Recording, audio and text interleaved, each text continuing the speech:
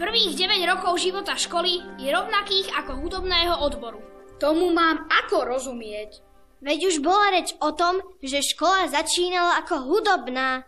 Aha, spomínam si. Vyučovanie u Alfonza. Prvý riaditeľ školy, František Ascher, hneď začal zakladať školské orchestre. Prvý sláčikový orchester mal 28 členov.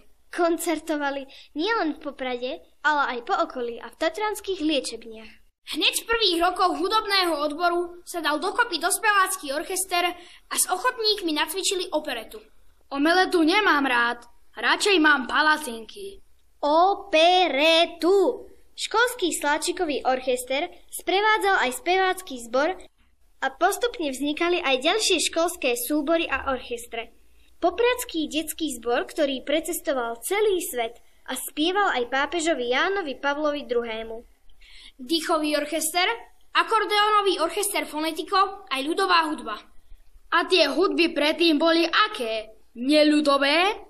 Joj ty, keď je ľudový tanec, musí byť aj ľudová hudba.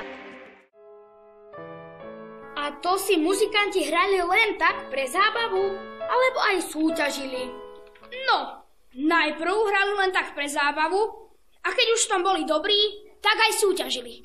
Najprv sa súťaže volali Melódia priateľstva, Krajská súťaž hudobných škôl alebo Leninova trúbka. Ale v roku 1999 škola začala organizovať medzinárodnú akordeónovú súťaž. Že medzinárodnú? Takže pricestovali Nemci a hrali na akordeóne po nemecky a nikto im nerozumel. Hudba je jazyk, ku ktorému nepotrebuješ tlmočníka.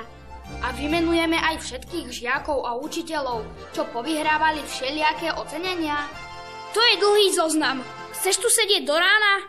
Dáme to do biltenu a každý si to prečíta v pokoji doma.